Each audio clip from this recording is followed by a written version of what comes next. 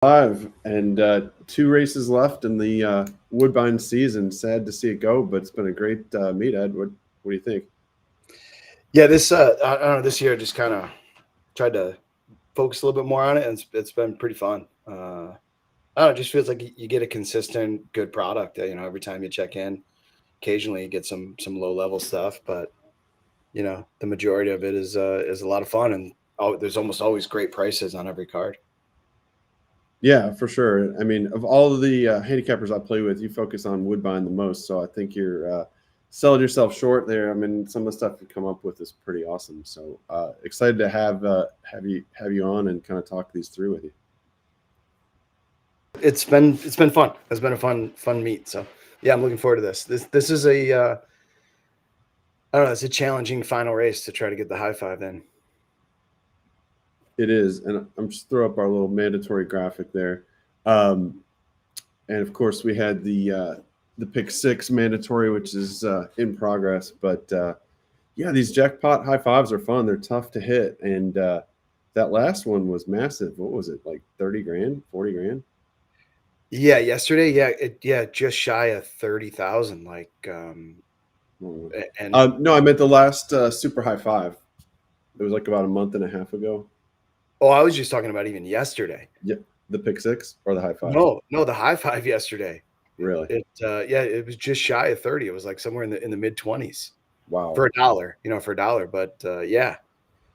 So this one could be, there could be some fireworks there. This could be a fun one. Oh yeah, they didn't make it easy. This 25,000 claimer, non-winners of 3 lifetime, and pretty full field, couple scratches. It's a doozy. Yeah, they're not. I think you can get a field of bad 25 claimers, and this is not a field of bad 25 claimers. Like, you can make some solid arguments for a lot of these horses finishing in the top two, and then let alone trying to understand who's going to hang on for fifth is like, or who's going to show up for fifth is it's a challenge. I wasn't upset to see a few scratches just to help the ticket out a little bit, but Right. yeah, it's a good one. It's a good. So here's kind of the feed right now. There. Okay, so there's our payoffs. Well, how did race 8 shape up since that was the same distance at 6.5 on the synthetic? Well, so we had talked just a minute ago, and when you had asked kind of how the track was playing, it's been off pace today for the most part, but like I said, I had a feeling that there was a horse or two in the next few races that was going to make it look like it wasn't. Okay. And that race was that. One Bay Hemingway went to the front and really kind of blitzed them. That gives me a little bit of hope that the horses I want to play in the 10th can actually do what I would like them to do. Mm-hmm. But yeah, that last race was, I think it might have been the only, sort of very forward looking race of the day. Okay. And I was just looking at the pace. Yeah, I mean, our pace report on HRN, the score was a 23 for that last race. There wasn't a lot of pace in there. Did he just kind of take over when nobody was really going? Or you said he just blitzed him? Yeah, it's the race that he essentially ran the same race that he did like 3 back, where he just got out and really wasn't pressured too much. Didn't really have a choice, right? Because he's a forward horse and he's stuck on the rail. So it's like, what else is he gonna do? Yeah. But yeah, once he gets the lead, it's pretty much over. Yeah, it looks like he did that pretty easily in the first 2 furlongs here. Mm-hmm. Okay, so the track could be pretty fair, but maybe closing if there's a pace. Yeah, I mean, a little bit higher level race there, right? So good horses can kind of run through a bias. Maybe that's what we saw in that race. Yeah. Well, it looks like he's got the feet in the dashboard. Looks like the jock had a ton of horse there. Yeah, right. Just heels are down, and then once he lets him go, that's it. The thing I'm looking for is like who's moving from behind in this race. Right. 24. Yeah, they did just crawled 24, 47. But it's like there's no standouts moving in that field. They're all just kind of clumped Yeah, together going. right. Right, So right. I mean, So yeah. go ahead. Okay. So so I think that this will be a fun challenge. It's fun to do this together and talk it through. And then of course, if anybody has any, comments in the chat. But I don't know, have you played the Super High Five jackpots a lot? I mean, I've played them from time to time. I think they're a lot of fun. I threw one together yesterday.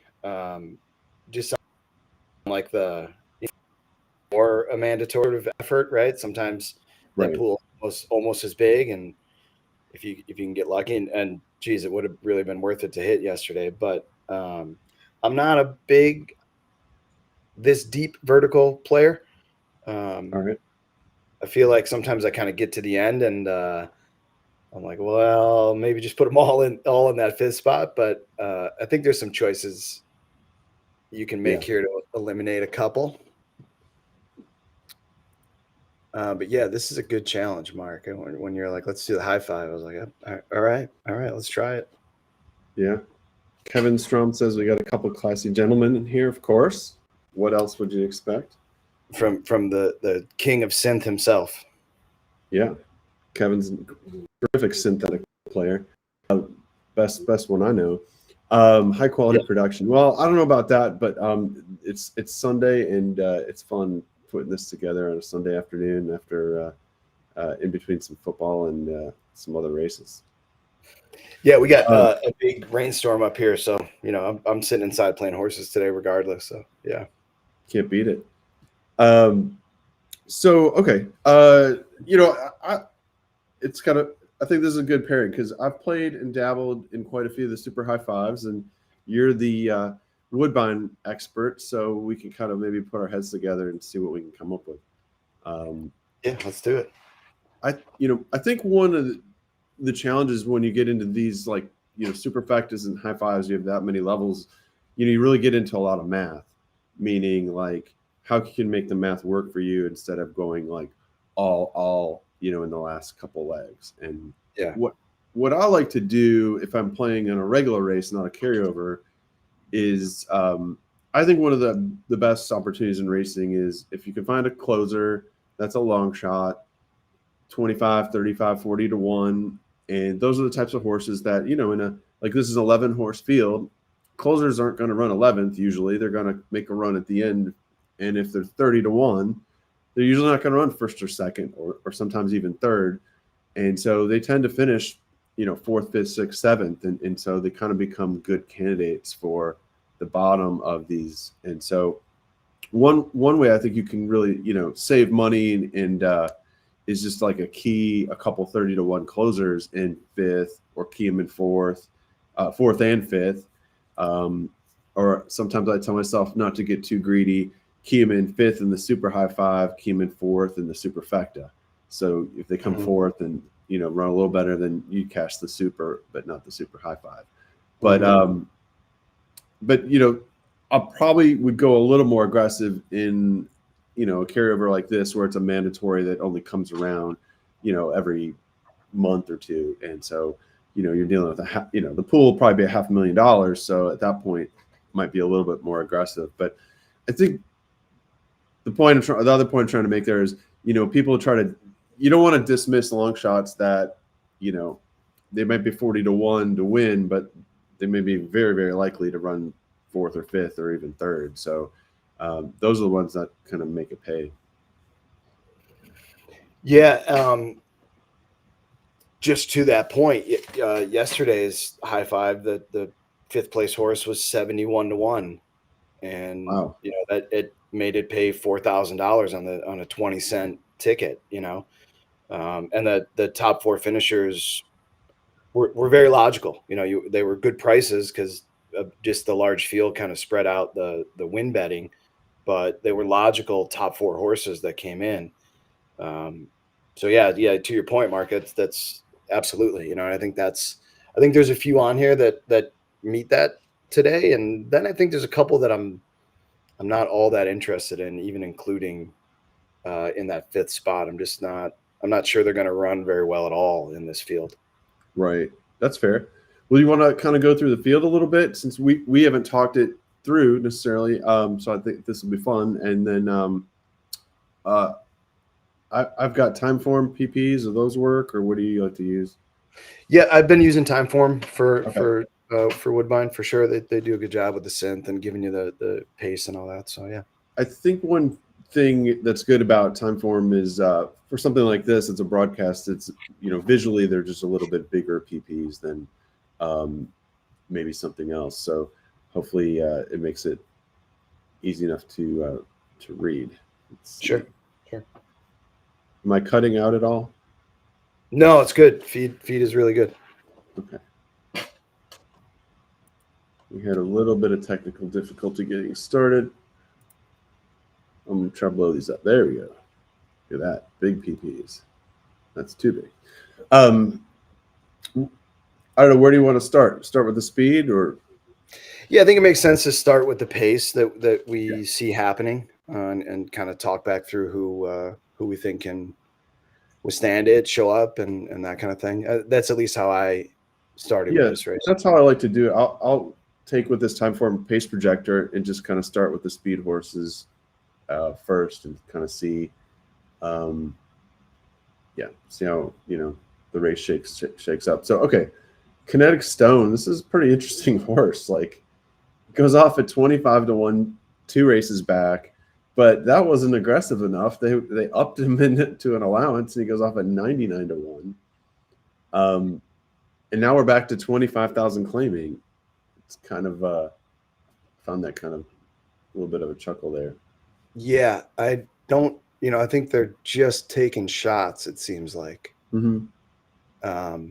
Every now and again, this jockey colony is really interesting. There's only a few in here that I think are totally unreliable, and then there's a big chunk in the middle that like they study the pace, and if they're like the lone speed or something, they'll give it a run, and I think that maybe was sort of what they were looking for, because that's what this horse can do, right?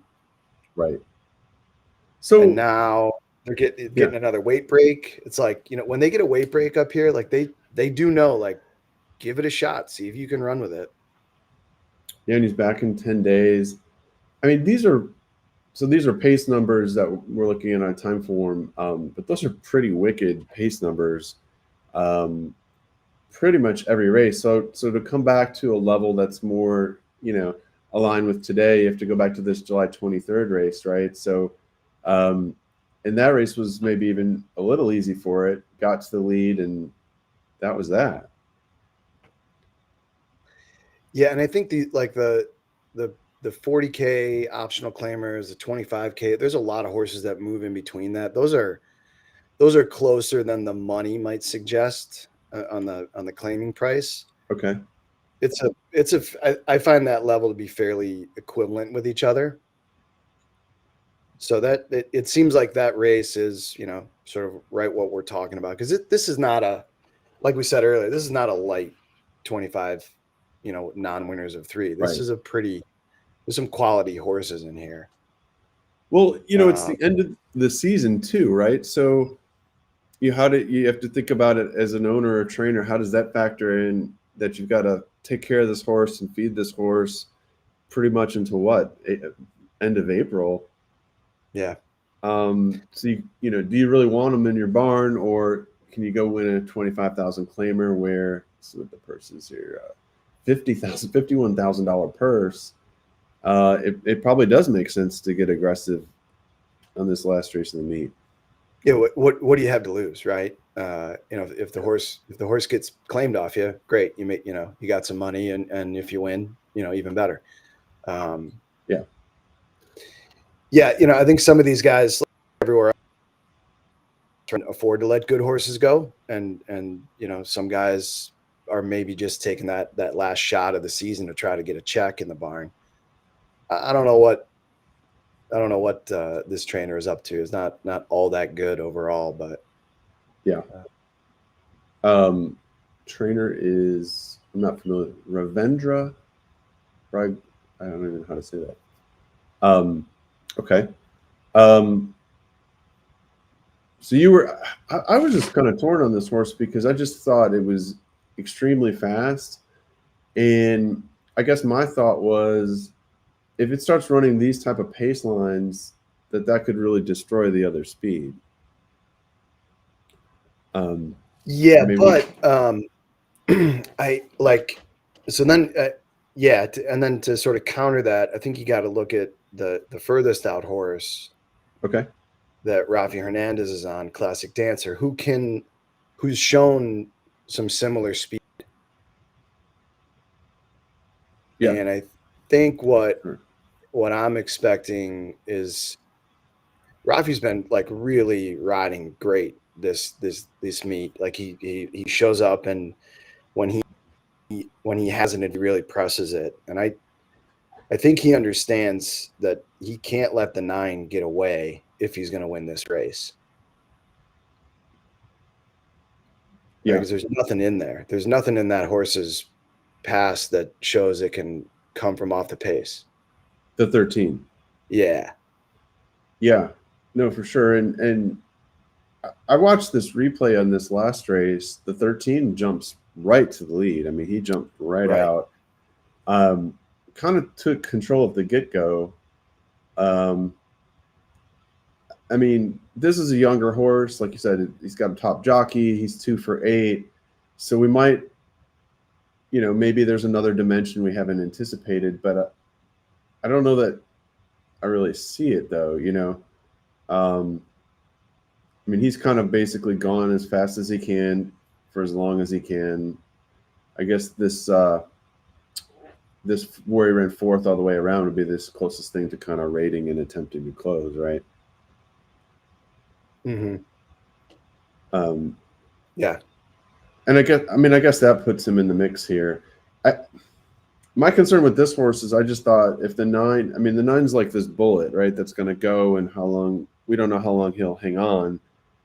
The 9 looked faster than the 13 to me, so I just kind of felt like the 13 is in a bad spot here. Yeah, I don't disagree. I was giving the horse a bit of an upgrade on that jockey change. Sure. Because if the 9 doesn't blast out, and there are just a couple examples of that where it doesn't happen, but I don't know what happened that last race, really, right? Like kind of got bumped, never really, I don't know, just sort of didn't get shuffled around.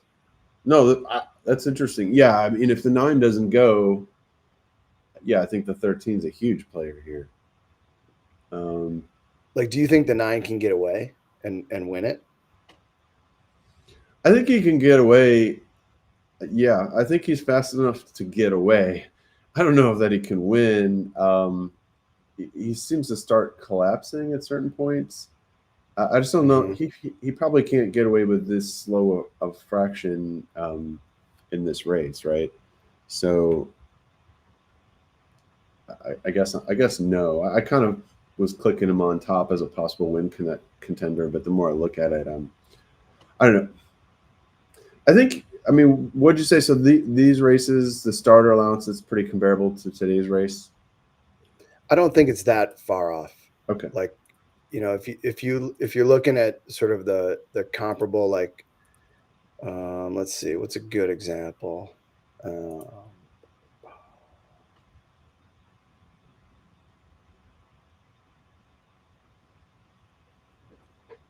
I mean, I don't know. Like, let's see where. I'm just trying to see if there's like a good comp in here in any of these horses.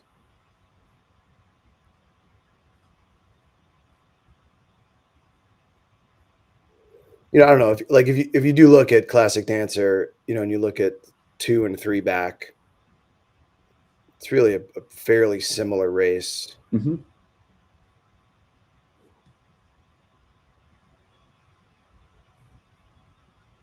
I don't know. They're just not that like it's not you're not dropping from like 75,000 to 25,000. It's not Right. that big of Right. of a drop. So they're pretty similar. I think they're similar enough that, like, a horse that does well in either is probably going to do well in either.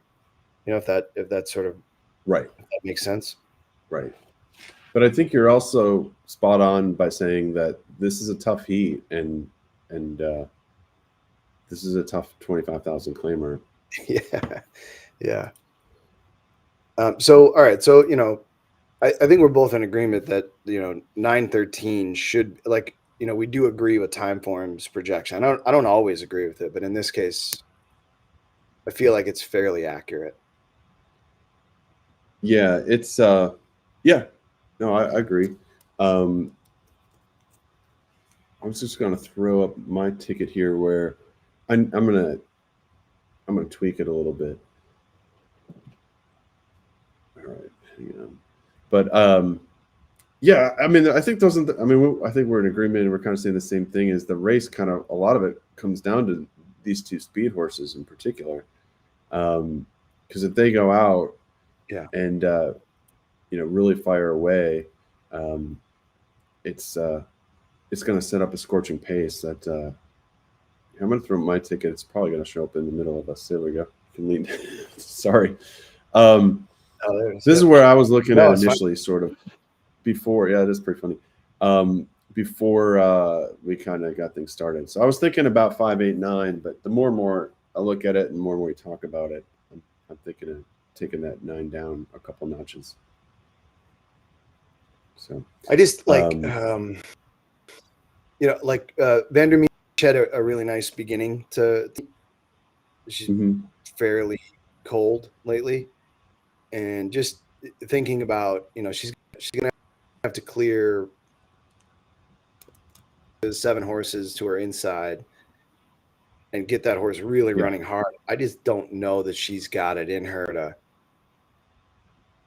keep driving that horse furlong, Yeah. So whether or not even if the horse doesn't need any pressure, I'm not sure. All right, and there's your initial kind of thoughts on the Super Hi-5. You were focused on the 8 and the 13. Yeah, like I was trusting to the pace, and as that 9 kind of finds itself wandering a little bit late, maybe if he could be patient enough and get his horse into a good rhythm, I felt like he might have an opportunity there. I didn't want to lose to him. It was one of those, like, he's been bringing me home a lot this year, and I would feel real silly if I left him out of that final opportunity there. I like it. All right, why don't we talk about the 8 then next? Yeah. That we both had on top. And Kimura's up on the 8. Mm-hmm. Yeah, taking over for Emma Jane, who really slowed down herself. So, like, I don't know that horses she was on were getting the best rides. Mm-hmm. So I sort of, given that it was 3 in a row for her, and this horse really kind of got started again real late, it's almost like this horse is just kind of getting into form here right at the end. Yeah, I like that. I see where you're going. Right, because it just, wow, so it didn't debut until mid-September for the year. Yeah. And then, so Kazushi gets it, and the replay is great. I mean, the horse just explodes and really runs away with it. Great. Yeah, and it these red lines, if you're not familiar with the pace lines and Timeform, that kind of shows you that it was a fast pace. So I think it looks like it got a little bit of an advantage, and then it rolled by the classic dancer there, the 13.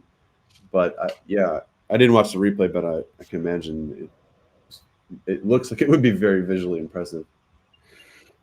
Yeah, it was good. And if there's any step forward, things I like to do with Timeform, and it's not my own thing. It's certainly things I've taken from other really good players.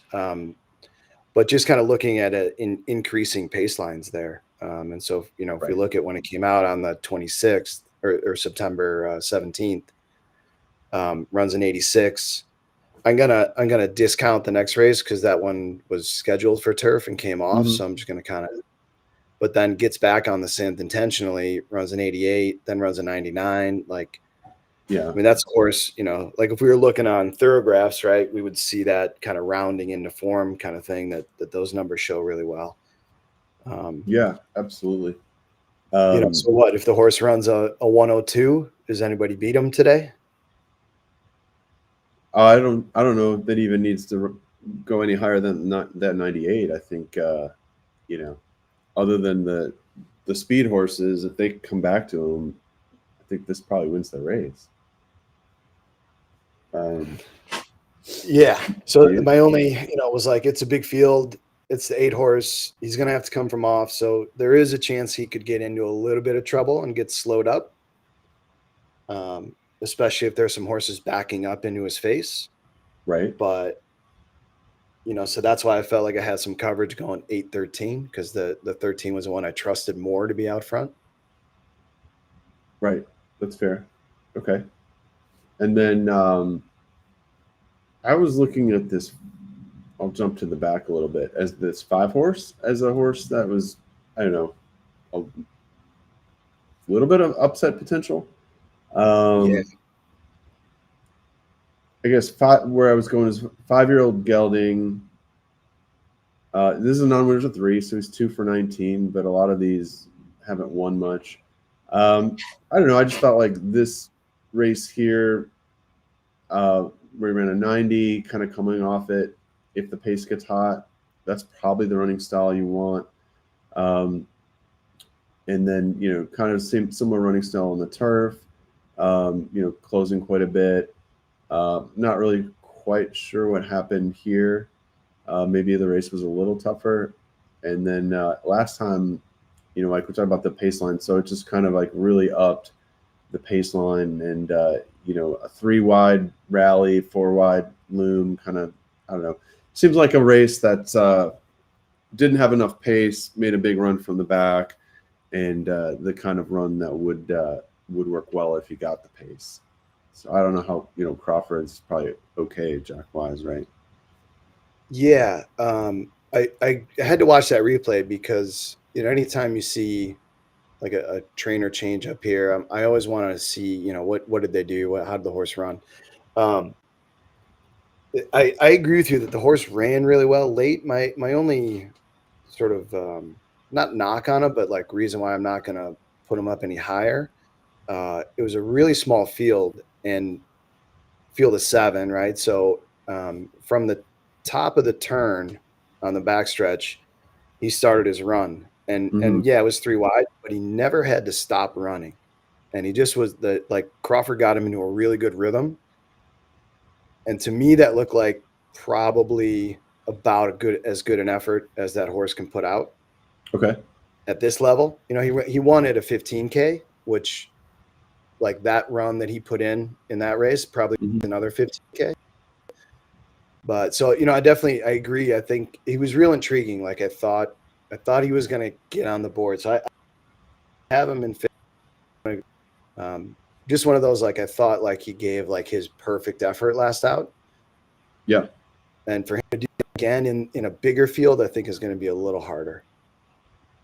Yeah, no, I hear what you're saying. I threw up the video of this is the second to last race, and I don't know if we can learn a lot from it being a route, but it looked like it's raining pretty good as they were going in the gate. Have you noticed it was raining earlier on the card? Yeah, it's been a wet day up there, so Okay. It's like I wasn't sure, if that was going to tighten it up and it was going to go faster or what, but it doesn't seem to have made a big difference. Okay. Yeah, I mean, a lot of the synthetic tracks, doesn't necessarily make a big difference. I know we've been trying to figure out, like, is turfway play a little different if it's colder? And, yeah, sometimes the rain seems to tighten up Gulfstream a little bit, but I don't know. It's odd too, because Woodbine has been a really pretty forward track, like speed forward. You look through time form and Yeah. the way that they identify a lot of racing with that red line. There's been a lot of red races this year where it's been clearly a speed track. So it's sort of interesting that, like, right at the end, it's sort of closing down. This 6 might hold. Wow. He's running really well. certainly. I could use the 7, please. All right, let's get He's 7 up not for gonna you. get by. He's trying though. He might get there. Yeah. Wow, I got it. Wow. Geller probably called him a winner on the turn, and he just knew he was going to get there. Yeah. Well, there you go. A winner's a winner, right? Yeah, well, it was either that or dead, so I'll take it. Yeah. No, that's nothing wrong with that. Okay, so that's interesting. All right, so I like your analysis on the 5. That was great. And then what about the 2 horse, Quiet Intent, that he was going keenly inside last time, according to the chart color, but lost the rider mid-stretch. And it would pull it up here. Yeah. And they said he walked off. So sometimes those are always good when the weird, lost the rider kind of stuff, and people see a bad race, and they, you really shouldn't. I don't think you should penalize the horse for that, but sometimes you get a little better odds. Yeah. And was showing a lot of pace last time, more so than it had before. But I don't know. Go ahead. What were your thoughts? Yeah, the to your point, it doesn't bother me. The previous race, I'm happy to toss that. The rest of the horse's form, looks fine. I just want to see. The only thing I don't love is that there's no published work, but Yeah. it was also December 3rd, so the horse come back on 2 weeks rest. Right. I may. The more I think about it, I may move this horse down just to sort of be like a 3, 4, 5 slot instead of putting it in second. Okay. There's a big difference between Sahin Savachi and Justin Stein, and Stein's going to stay on this horse. What was he making a winning effort last time? I don't know, right? It's hard to say, but I'm not sure what to do with this one. Obviously, the horse can win at this level. It just did 2 back. Mm-hmm. Well, that would have been a non-winners at 2. Sure, right, So, right. But more or less similar. I mean, running similar pace figs to what all these other horses are running. Mm-hmm. So obviously you rely on the jocks a lot. I mean, who would you say are the best jocks in this race? Is it Rafael Hernandez and Kimura? Yeah, Kazushi and Rafi are pretty darn reliable. Mm-hmm. Who else has been, riding really? Contreras is having a pretty good end of his meet. And this, I think, yeah, the Bug Boy, Abley, is actually doing pretty well. Like, Oh, really? Okay. yeah, he gets maybe he's not a Bug Boy, but he is always getting a lot of weight breaks. I don't know exactly the 100% the rules up at Woodbine, and I don't always read the condition book, but Yeah, it looks like he's got a weight break. Yeah, a pretty significant one. So, yeah, in this race, I don't know. I feel most confident with Raphael and Kazushi. Okay. Well, since you brought up Abley, just looking at the 4 here, I mean, Sure. This horse is a pretty big long shot. I thought it was intriguing that this race 2 back, it's just a maiden claimer for 10, but he won off easily. The figure is nice. I mean, typically I would dismiss that, but because of the class level, and then he came back against some of these and only ran 5th. But I did watch that replay. It seemed like he had a lot of little trouble that kind of added up. Did you watch that one by chance? Yeah, and I think one of the great things that another feature on Timeform is if you click we take a look at you click the race and we take a look at the runbacks from that race. Yeah. Timeform gives it that B designation. You're talking about the 2 back? Yeah, the 91 or 92, whatever it is for him. Okay. The 10K that he won. so if we click that and then we just move each horse forward and look at their run backs. Right. So you're saying, okay, second place horse dropped a few points. Yeah. Everybody comes down. So I Yeah. feel like that figure got inflated. Yep. And to me, that was, as I was looking, I was like, well, that's the only reason why I would want to use this horse today. Yeah. Because of the And then speed figure. Yeah, and then it gave me questions where I was like, all right, I don't really trust it anymore. So I'm Right. actually going to leave the 4 off. Okay.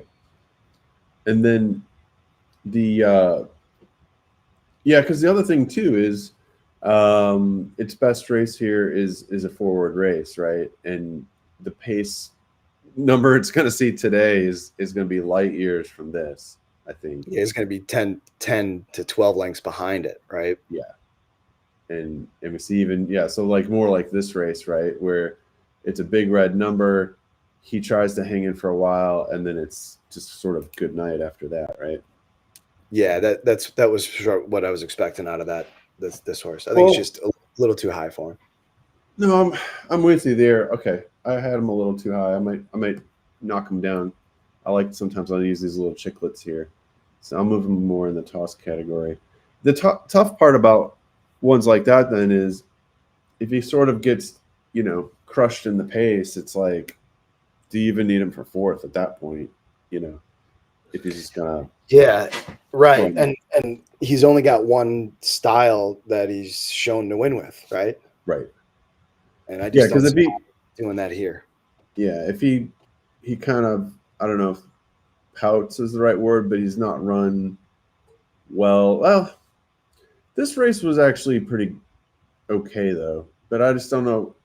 This 5th by 7, I don't think that hits the. Oh, sorry, I need to switch my. I went back to the horse, so the replay. This last race, 5th by 7, he had a decent amount of trouble there, but I don't think this race is going to be 5th today, right? Like that race is going to be 8th. Should be, and the other thing to point out is that this horse is a non-winner of 2 in here, so He is, yeah, jumping up a whole other category. And again, it might just be, let's think about, what do we want to do in the barn this year? Do we want to carry this horse for the next 3 months, 4 months?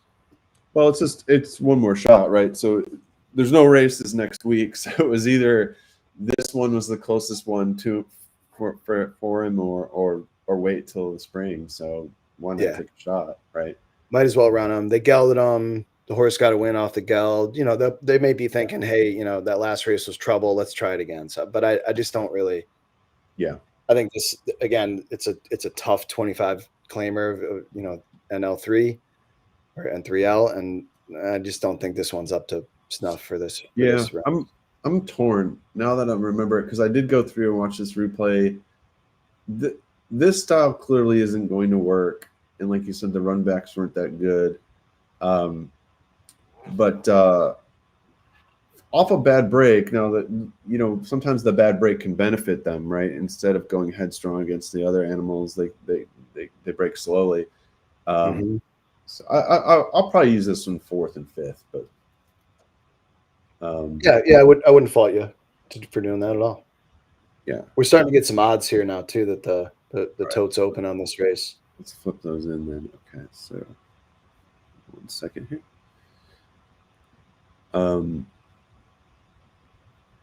Just curious how big the pool is to begin with, right? Like sometimes they can get they'll be updating it. Oh yeah, 80,000 in new money already.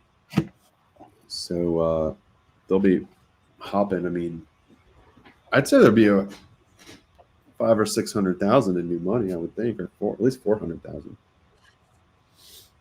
Yeah, this one's definitely. I think it goes above 4. Yeah. And the other thing that's interesting about a challenge like this is, no different than a pick 4 or whatever. If you're seeing that it's a little more logical, it's like, do you throw out some of the bombs and you just hit repeat a couple times? It's 20 cents. Obviously, it can add up really quick if you start spreading, and you can get into the hundreds of dollars. But let's say your budget is, $150. You could build a $75 ticket and hit it twice, or can go a lot of different ways with it. All right, so when we talk about the tosses, so the bombs here, 4, 7, 10, are those tosses for you, or we just talking? I'm going to include the 7. Okay. And why am I going to do that? I need to just think through that for 1 second. Yeah. I don't generally love horses on every surface that, run that route to sprint kind of thing. But I do think here it plays. And I Okay. just don't know. I really don't know what this horse is going to do. It's had one race going one turn in its history. And it was a race originally scheduled for the turf. So, I just don't know. I don't always know what to think about those. I kind of just ignore them unless we're in a similar situation. But, Well, in the it's case of this funny. horse, That was my biggest struggle with this race. yeah, Was these two, the 7 and the 12, turning back from this mile and 16th to one turn 6.5 furlongs. And the record's not great, right? Like with the 7, he tried to chase the pace at 7 furlongs and finishes up the track. And you got to go way, way back to early in his career. They tried 7. I don't even know if it's fair to look at his third start now that he's made 18 starts, but he kind of tried to stay closer, and then, kind of, I guess he kind of hung around. yeah. I look at this as a stamina play more than Yeah. is this horse all that good? And I just see a little bit of a stamina play as an option for a horse to maybe show up for 5th. Yeah. So that's all I'm going to do with this horse. I don't. If the horse wins and runs up, okay, tip of the hat. It is what it is. But Right. I just don't. I don't want to leave the horse off because there's been a couple things in there that I like. So, if you look at that September 2nd race, obviously it was a bit Yeah. slower, but the horse showed a pretty good effort there, and Mhm. something like that where the horse gets to hang around. Right. That race is a 1 turn, 8.5 on the outer. So, there's a little bit of similarity there that's enough for me to say, all right, let's just try it. Okay. And what about this 12? I was really scratching my head with this 12. Yeah, I kind of feel the same way. I don't think I've seen a horse be pretty good going, routes, right? Like the routes are fine.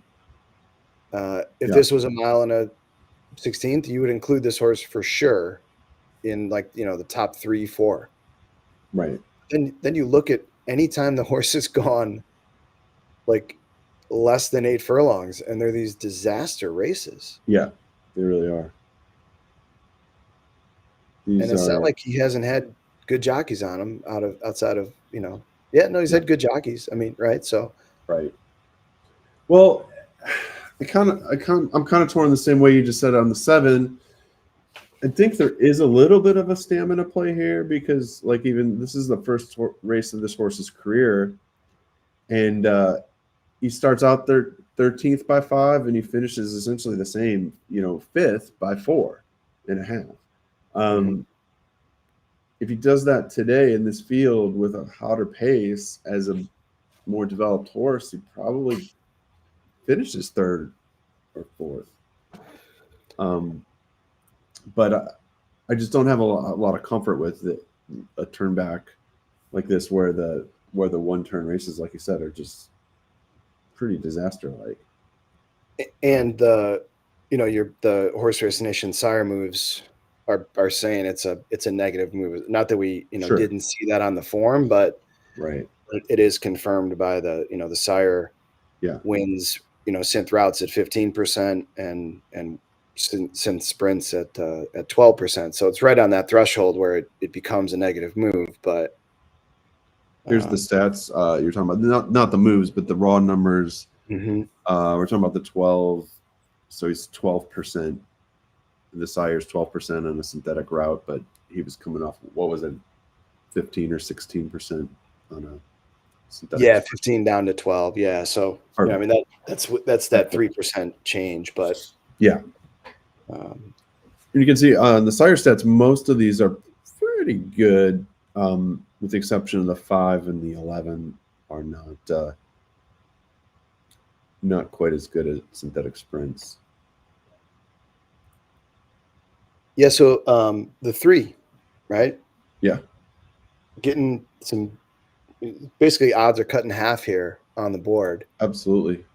And this certainly felt like a horse, just to go back to sort of what I was saying earlier a little bit about the switch from Kazushi, well, from Emma to Kazushi being a positive. I look at this one as being a little bit of the other direction. Okay.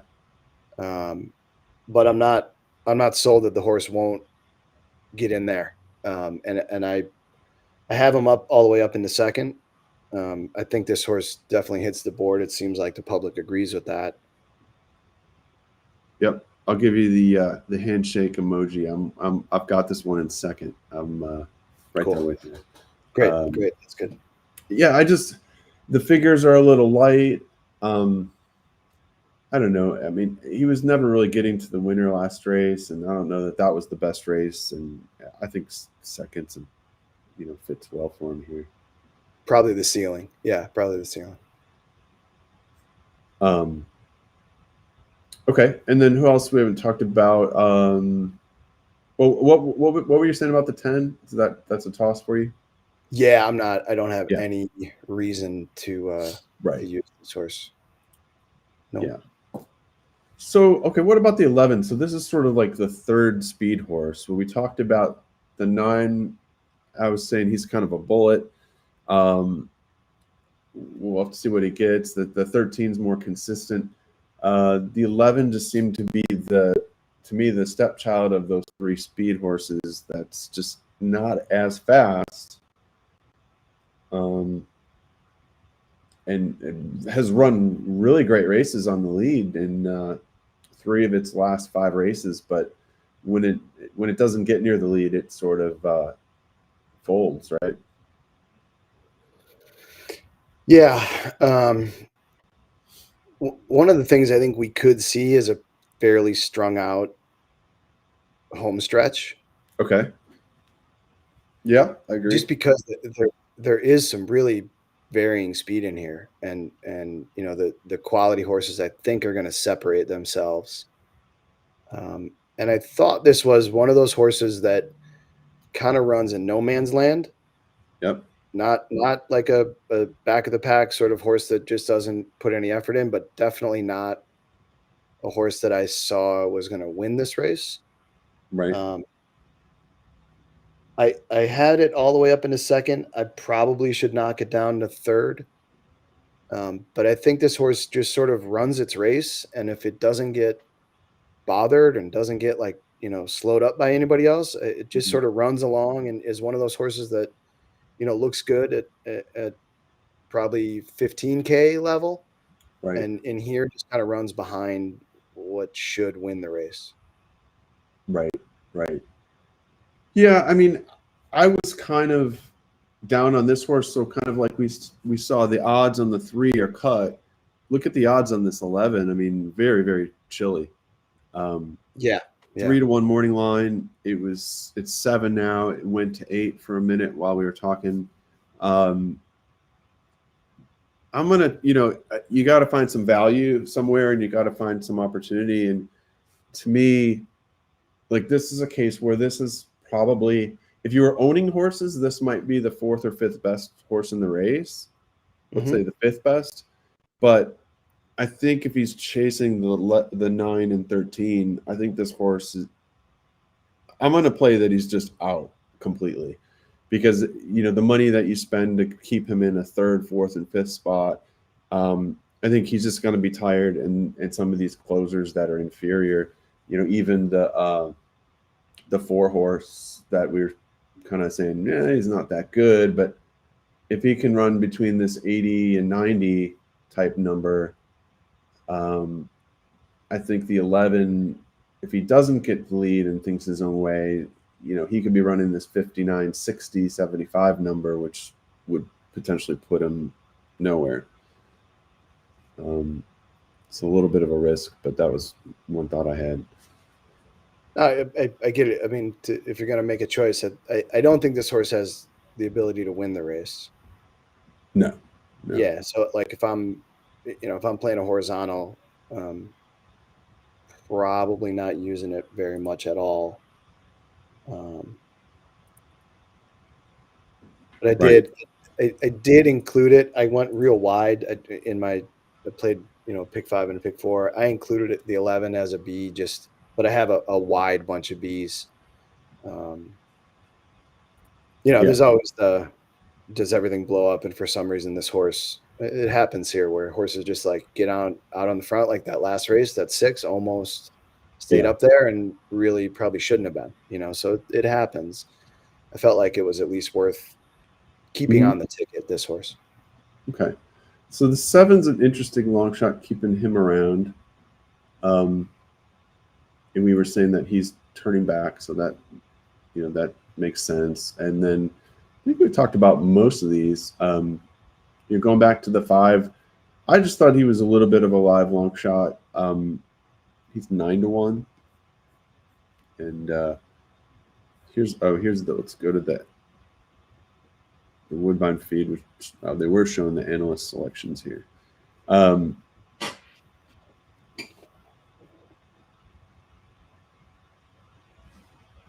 Yeah, you can start to get a feel for kind of where everybody's placing these horses on their ticket on the odds board here. Yeah.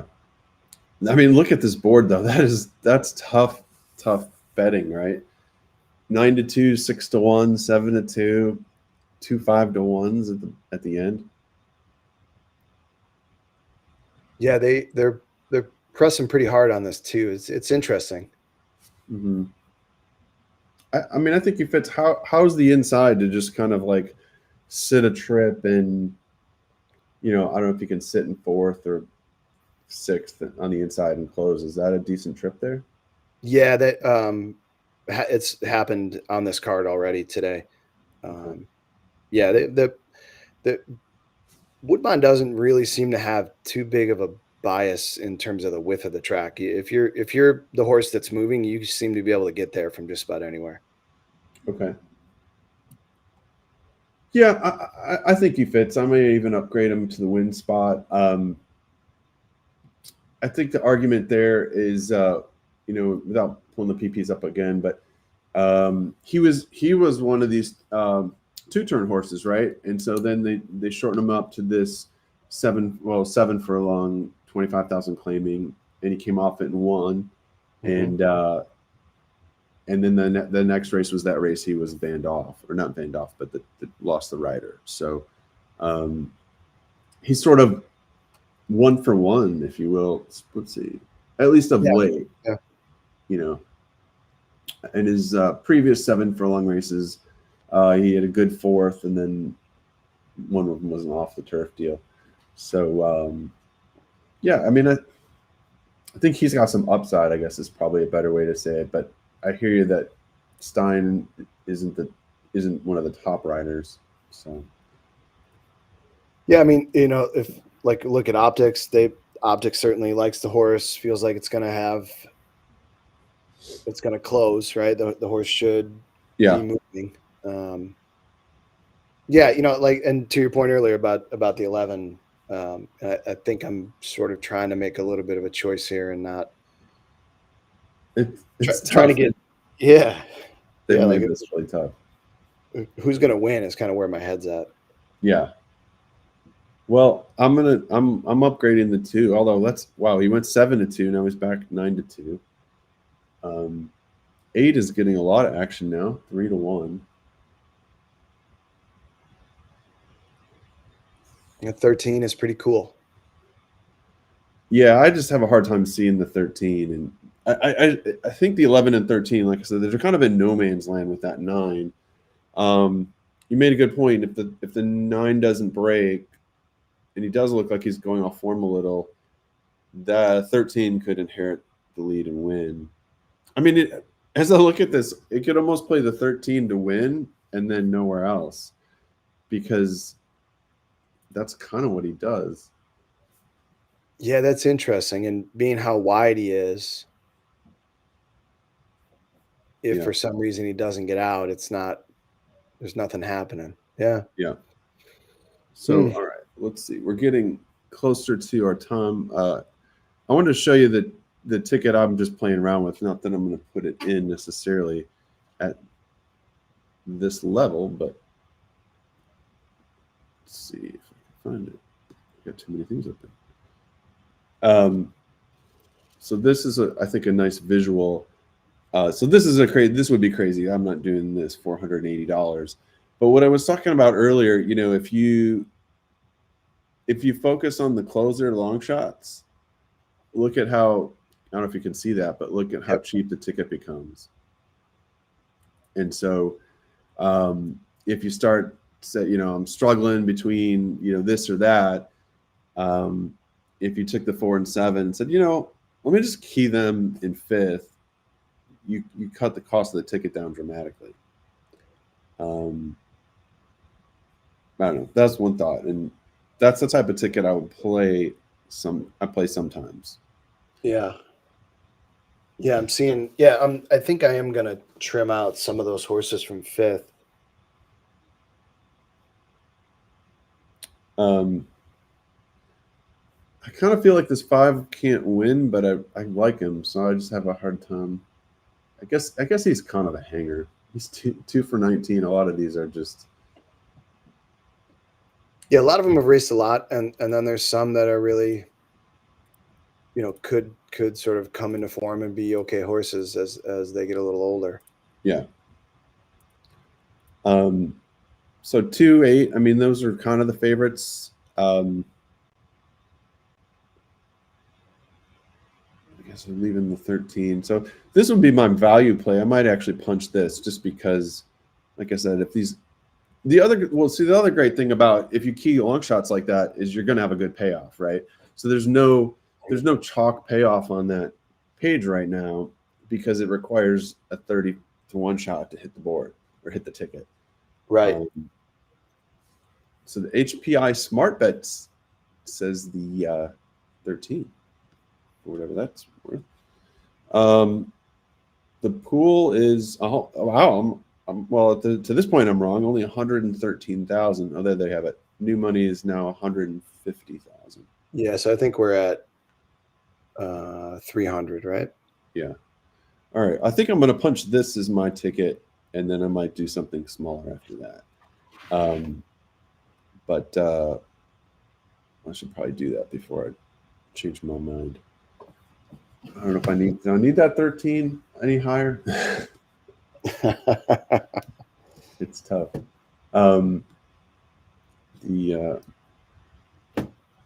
There's just so much. I thought there was a ton of speed in here. Maybe I'm overstating a little. And then, I mean, can this 12 win?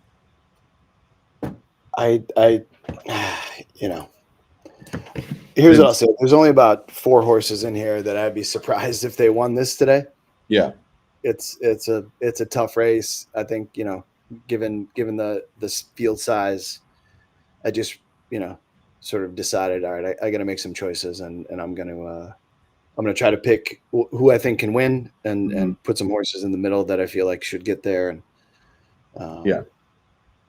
and just call it a day. Take my shot, call it a day. All right. I'm going to add the 12, and then I'm going to call that a day. $160. I'm going to key those bombers. I'm going to hit submit and not think about it anymore. Let's see. Yeah, well, they're loading in the gate. Okay, so let me get the video back. Yes, I went the 8 and 13 on top, and then kind of work the horses in that we discussed. Okay. Yeah. So let's see. Good luck, Mark. Yeah, good luck, Ed. This will be fun. I mean, these things usually pay really well, so why not? Take a shot. Good luck, everybody, if you're getting in there. Yeah, hopefully we help somebody see something. I don't know, maybe. Hopefully.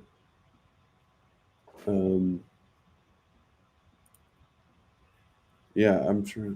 See, we still got not a lot of time. A couple more horses.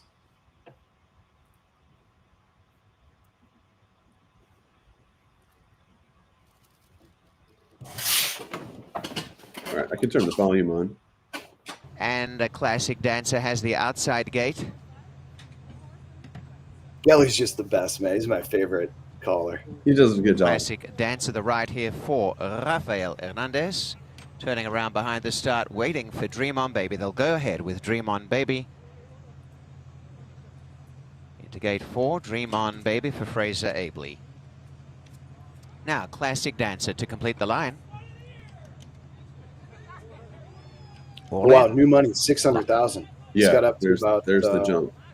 $750,000. Gates fly back, they're off a bit slow. Dream On Baby, a flying start. Classic Dancer away very sharply from Amberlight. Kinetic Stone pushing through in the center. A length to Jimmy's Big Day. A break of 2.5 to Fabled Prince. And then came Umniac, Quiet Intent. And a break of another couple of lengths to Rookie Radar. Nono's Little Boy towards the back with Dream On Baby. And last of all is Guard of Honor. And racing out in front, Kinetic Stone pushing up on the inside of Amberlight to go in front. A length and a half of Classic Dancer.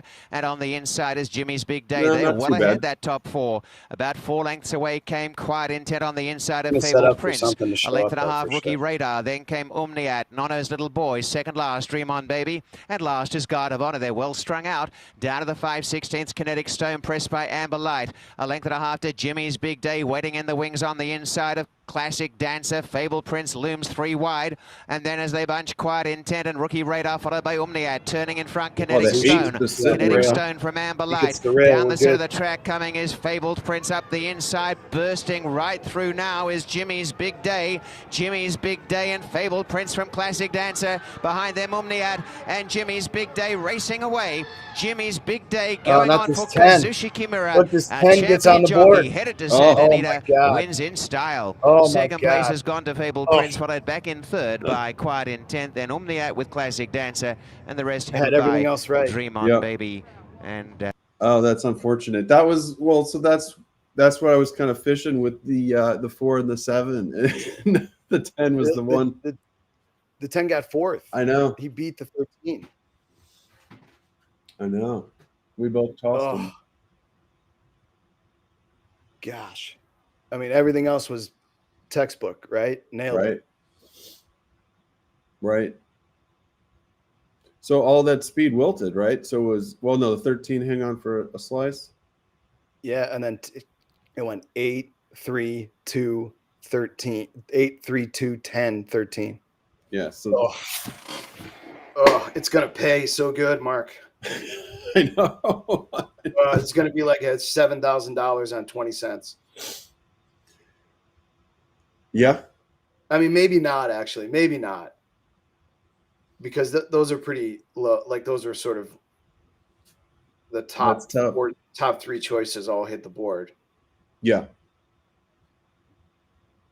Well, yeah, but no, the 13 was favored. That was 3-1, and the let's see the price here. What's my odds? The 11 drifted to 6. I mean, this was such a tough race to bet, right? So you had a 3-1 and 2 4-1s, and then a 6 and a 9. So yeah, that's frustrating. So that's all the speed just stopped. Really, the pressers got there, right? They weren't deep closers. It's just they were more press. Well, mid packers, right? Yep. And then the 10 comes up for 4th. He just got such a great jump on it and found himself running just really well in rhythm and a massive weight break. I mean, he was carrying 12, 13 less pounds than everybody else. Wow, you're right. 108. Oh, triple bug. Who is Austin Adams? Is it just a 10-pound or Yeah, I don't know. like a jock that hasn't won 10 races yet? Yeah, I think so. It's only 4%. But so do you see how Rafi wouldn't let the 9 get away? Yeah. You know, it was like you just sort of you can rely on him a bit, at least to do like what's logical. That's why I like it, because these jockeys don't really do crazy things up here. Yeah. 161. Is that his winners for the meet? Yeah, that must be. He had a great meet. Yeah. And there was that inside closing up the rail move that you're asking about. Like it's Oh, he got the 8 was in perfect position. The whole, that was the catbird seat, right? 3 or 4 loaded. horses on the front, and he's just sitting there on the rail. Yep. 58 to 1. Yeah. Wow. I mean, I'm not mad. I tossed that horse first time through. I saw Yeah. no reason to bring him back in. I mean, there's one race all the way back last year in November that I guess you could make the argument for, but other than that, I really wasn't. Yeah. I sort of wonder who finished 6th, just out of curiosity, but they were fairly spread out.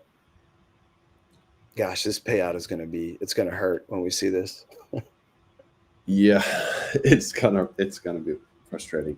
Yeah, I mean, I'll say after playing these, from time to time you see this happen, or even sometimes in supers, is when the pace just empties the field out. Where I've gotten really burned is in a smaller field, right? So like, let's say there's 9, and if 3 or 4 horses go to the lead, and then they all finish off the board, you can pick like 3 of the closers and you can nail like first, second, and third. But a lot of times, like, there's nothing left literally to run fourth, and all of a sudden I'll leave some horse out that's 25 to 1 that's just gonna run in the middle all the way around, and I'll lose that way. So I'll try to make a mental note of it. But all right, $4,000. So do we feel better about not winning 4,000 versus 7,000?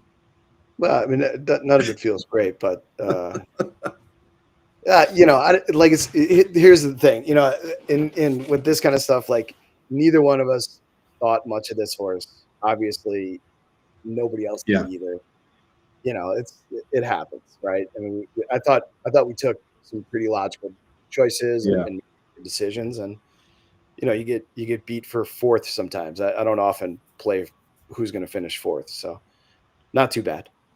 Yeah, no, it's tough. I mean, I guess in retrospect, it's like, yeah, this is one of those ones that's running from the back, and I don't know. Yeah, I'm looking at it. I'm like searching for, what did we miss? I don't know that we missed a ton.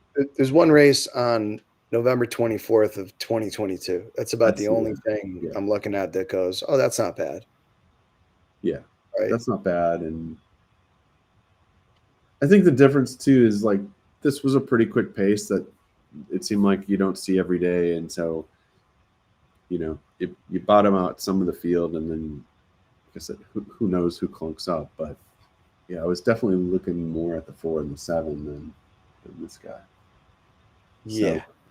All right. The well, the last one. Yeah. But anyways. Well, I know you had a great Woodbine meet, and that pick 5 you hit that earlier in the meet, that was amazing. Yeah, that was fun, and throughout the year I was able to just kind of like I got some back on that pick 4 there. I tend to not lose very very often when I play. Like I'll almost always find myself either breaking pretty close to even, or so I don't know. It works. It feels logical, and I like it. It's a really great track. I'm sad to see it closing for the season. Yeah, we can look forward to it next year. Ed says good job, so we got his thumbs up there. Sweet, thanks, Ed. Yeah, even though we didn't hit, but that was fun. It was fun doing it together because, especially somebody that plays Woodbine more than I do, a lot more than I do. That was pretty cool. Just kind of go back and forth on stuff. So maybe we can do it again sometime. Yeah, I enjoyed it. Absolutely, Mark. Be a lot of fun. Yeah. If anybody caught that, super congrats. Props go out to you. And Nice work. leave a comment in the chat or on YouTube. So, all right, Ed, I'll catch you later, and we'll get the next one. How about that? Sounds good, Mark. Thanks for having me. All right. See you.